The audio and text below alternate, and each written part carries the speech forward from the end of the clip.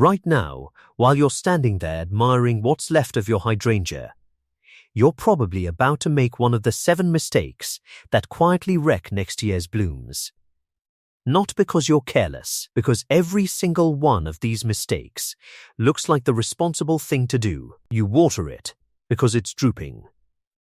You feed it because you want more flowers. You prune it because it looks messy. And every one of those instincts, in August, is working against you. So today, I'm walking you through the biggest hydrangea mistakes people make this month, the ones nobody warns you about.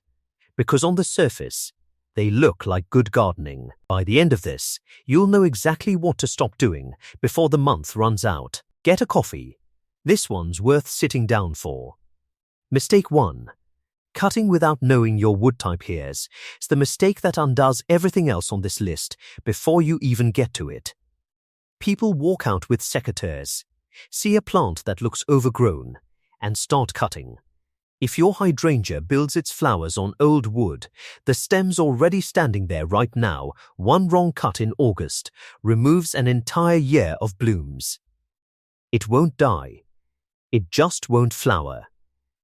And you won't find out until next June, when you're standing in front of a leafy green plant, wondering what you did wrong. Before you cut anything this month, know which camp yours is in. If you're not sure, stop reading and go check the stems first. Everything else here depends on that one answer. Mistake 2. Deadheading down to tidy. This is the one that looks the most harmless and does the most damage. Most people deadhead the way they trim a hedge cut until it looks neat. But on an old wood hydrangea, neat and correct are 2 different cuts. Go too low and you slice straight through the swollen buds already forming for next year. The one sitting just a few leaf joints down from the spent flower. The fix is almost boringly simple. Cut just above the first fat rounded bud pair and stop. Resist the urge to even up the shape. An uneven plant with buds intact beats a symmetrical plant with none. Mistake 3. Watering because of the afternoon droop. This is the mistake that feels like care and is actually the opposite. Your hydrangea flops at 2 p.m. You panic. You water it. It flops again tomorrow, so you water again. Within a few weeks, the soil never dries out. The roots start rotting, and now the plant genuinely can't take up water while the ground is soaked. That afternoon droop is the plant cooling itself down. It's not thirst. Go check it first thing in the morning instead. Firm and lifted at 7 a.m. means it's fine, no matter how sorry it looked yesterday. Still drooping at dawn is the only time that's real thirst, and when you do water, it's one deep soak, not a daily sprinkle. Mistake 4. Ignoring the mulch you put down in spring. Nobody thinks about mulch in August because it's not an August job in most people's heads. That's exactly the problem.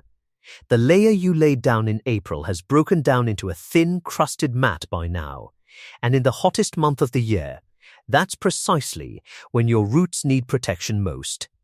Bare or crusted soil around a hydrangea runs several degrees hotter and dries out roughly twice as fast, which is the actual cause of half the wilting people are panic watering over.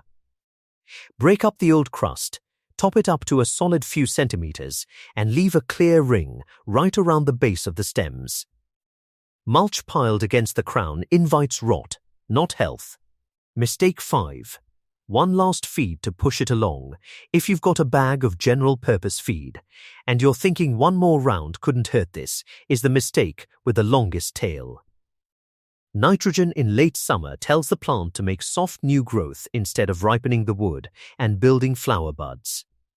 That tender growth arrives too late to harden before the cold, gets flattened by the first frost, and dies back while stealing energy the plant should have spent on next year's flowers. It's the single most common reason someone ends up with a huge leafy hydrangea that barely blooms. August is a stopping point for feeding, not a pushing point. If your soil genuinely needs it, one low nitrogen, higher potassium feed is fine, then nothing until spring. Mistake 6. Not checking what's competing underground. This is the mistake nobody catches, because the cause is invisible. You can water perfectly and feed perfectly and still have a hydrangea that sulks all year because grass, a nearby shrub, or a mature tree is drinking from the exact same shallow root zone before your hydrangea gets a share. If yours has been quietly underperforming despite good care, this is very often the real reason. Clear a genuine ring of bare ground out to the edge of the leaf canopy, pull competition by hand rather than hoeing deep, and then mulch that space properly. Mistake 7. Missing the propagation window completely, and this last one isn't a care mistake, it's a missed opportunity. And the deadline on it is brutal. Right now, your hydrangea has stems in that in-between stage, not soft, not fully woody, that root faster than anything you'll find in spring. By late August, that window is gone for the year. Most people don't even think about taking cuttings this late, so they let 4 or 5 free plants disappear without ever knowing they were there for the taking. A short, non-flowering cutting, stripped of its lower leaves into gritty compost, under a clear bag out of direct sun, and in about 4 weeks you've got new plants from a hydrangea you already own. So there it is. Know your wood type before you cut anything. Deadhead to the fat buds, not to tidy. Check for wilt in the morning, not the afternoon. Reset that mulch. Put the nitrogen away. Clear out the underground competition. And get your cuttings in before the window closes. If you're only fixing one of these today, make it the deadheading that's the mistake with the shortest deadline attached. Now I want to know, which one of these were you already doing without realizing it was a mistake? Tell me in the comments, because I read every single one, and it tells me exactly what to cover next. If this saved a hydrangea you were about to give up on, subscribe and ring the bell, because next week I'm covering the one watering habit that's secretly starving perfectly healthy plants. And it's more common than you'd think. Revive it, then make it bloom. See you in the next one.